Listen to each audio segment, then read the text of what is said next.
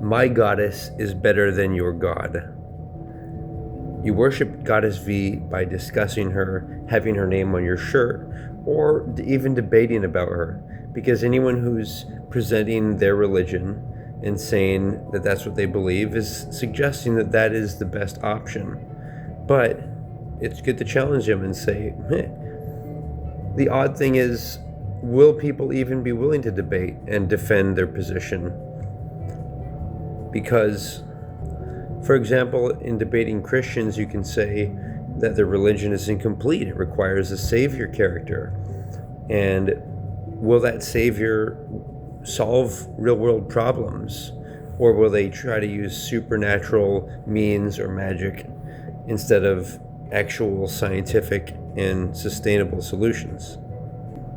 And people say they're religious, but they don't actually follow the core principles like avoiding premarital intimacy if they are Muslim or Christian. And what do people like feminists say to me on the internet? That I shouldn't tell people what to do. But in free speech, we should be able to not only share but also listen to each other. And I get a lot of emotional comments rather than a logical counter argument to the ideas I present. And people refer to me as incel or insecure or even misogynist. But I'd like to explain how my religion and my celebration of Goddess V, which is woman's flower and also femininity, is something that a lot of women, not only men don't honor, but women don't honor. And they do it through their mate choice and through their desire to how women handle money.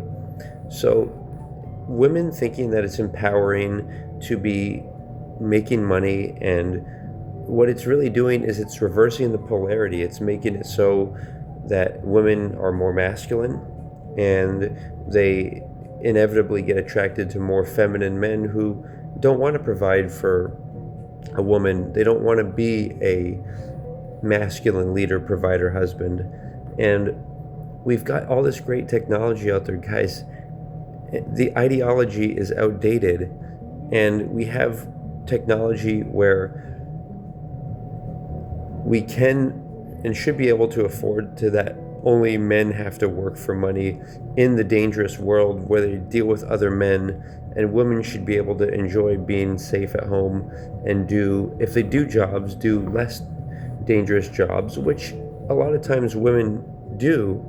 But the thing is when women have money, it makes it harder for them to think, and it makes them reject their feminine and want to make their own decisions. And here's what happens when women choose mates. Not only when they have money do they take away the purpose of the man of being a provider, but so they stop thinking about men in terms of, hey, that man can look out for me and protect my femininity, allow me to enjoy being in that. Instead, women think, hey, he should make money and I can make money so I can spend on luxury things and vacations.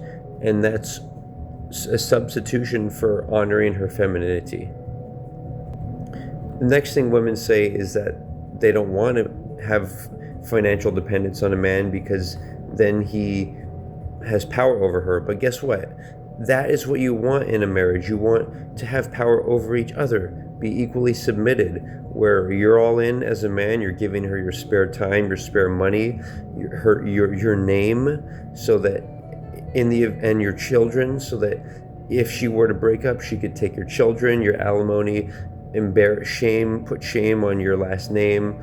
And then you have the woman who gives her body and trusts the man. So it's a mutual trust. It is designed to prove love, prove that we are more than simple creatures of lusts and temporary transactional relationships.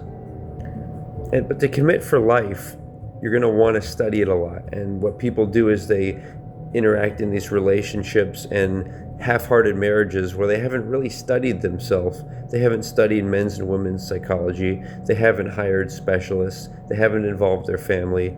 They haven't really analyze the compatibility of the other person before getting attached to them. The woman thinks that she can hint at the man to marry him when really that's her being masculine and initiating the commitment proposal, which only the man can do. And the woman also has power, only she can give her body. And she needs to employ the help of the benevolent patriarchy to protect her body, because what we see these days is this phenomenon I'm going to explain, where women give away their body without commitment, under the auspices that that's a sense of empowerment or independence. But guys, we're not independent from each other. If you actually do think you're attractive and think you should promote your genes into the future, it's a process. And people think that, well, all these relationships and marriages didn't work, so forget about love, forget about all that. But it's only because it was on a false premise. Relationship, that's not meant to work by design. It's not even a commitment. All it is let's be together until one of us doesn't want to, which makes you think differently. It makes you not even want to prepare for marriage, and it makes marriage look like it's a bad idea. So here's what's happened, is a smaller group of what I call quasi-alpha men have been able to seduce and be intimate short-term relationships with a certain higher percentage of women. So maybe it's 20% of the more attractive or famous men or richer men, with maybe 60 or so percent of women, like a lot of them. And so what happens is men influence women because women are more suggestible and they follow. So women have been influenced by these men to also be promiscuous and basically act like men.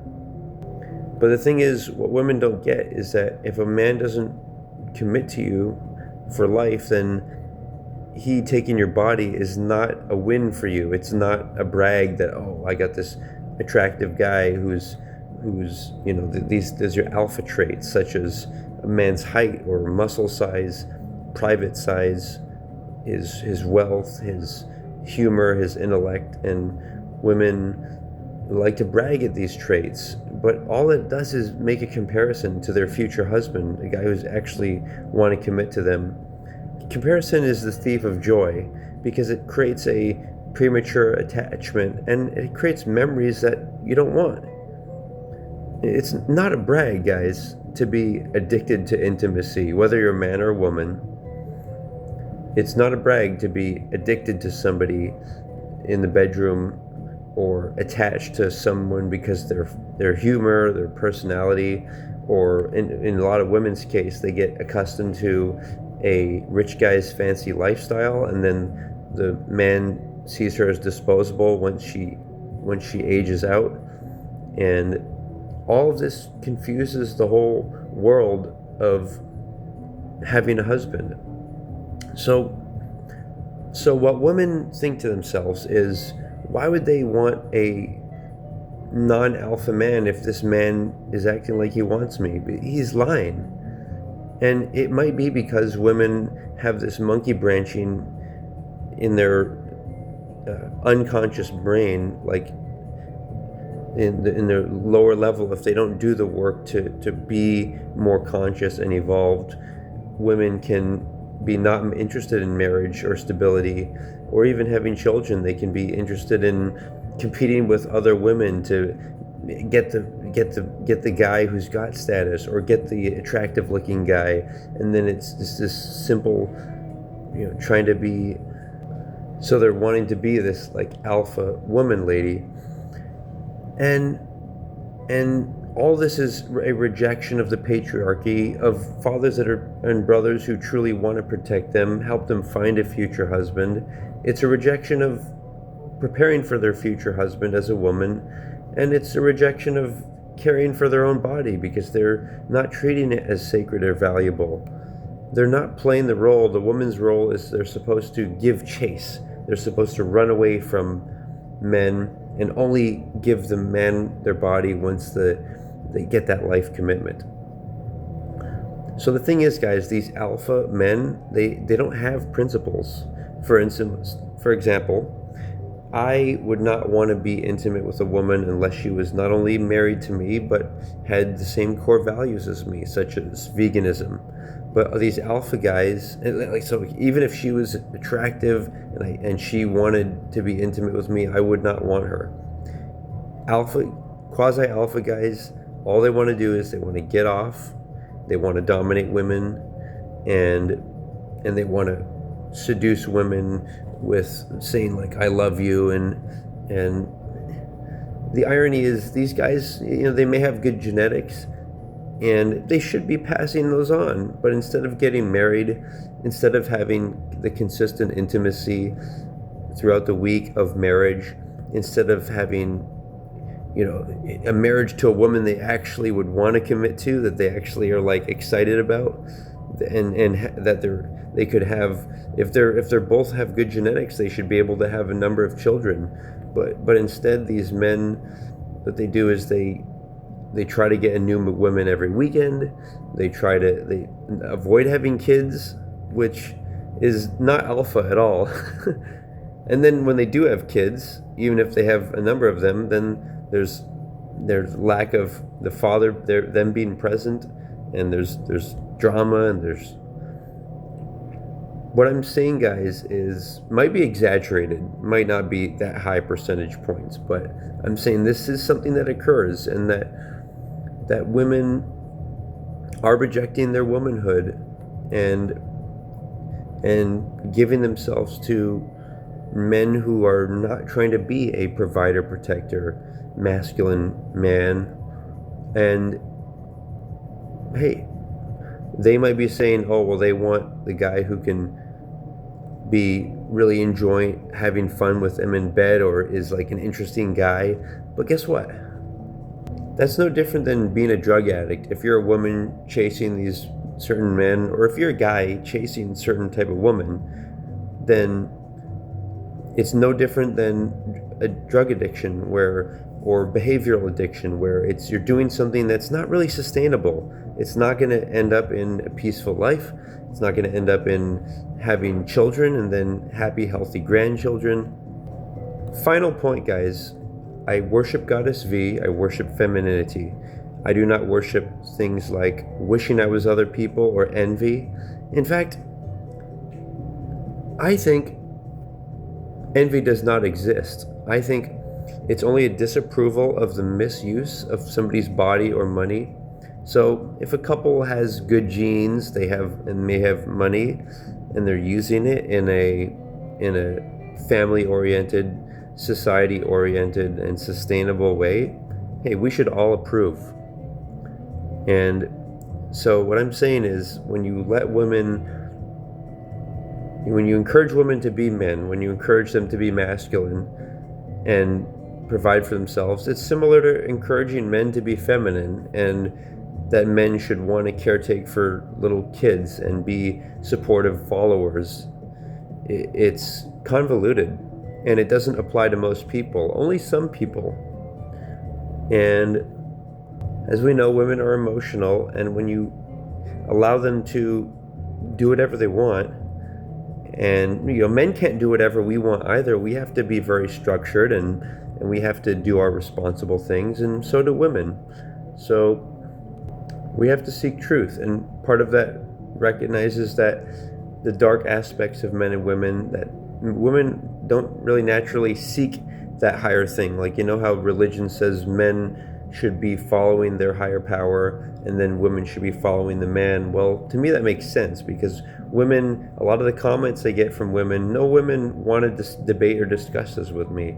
All this stuff about femininity and marriage. Women don't really have ideals, like a direction in their mind, because they have other good skills like adaptation. They can adapt to a particular husband. They can learn to really enjoy being with him. And so it's all about honesty and consciousness about this.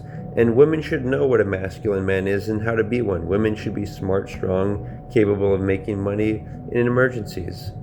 But it doesn't mean they should also reject their femininity and not find a man who will help her be in her feminine. So it's not about men, it's not about women, it's about celebrating Goddess V, femininity, which, by the way, also includes woman's flower, which transcends all of the men trying to get off. It's all about worshiping the flower. And one woman and her flower should be more than attractive enough for all these guys who are saying they need more than one woman. Sounds pretty quasi. Aloha, guys.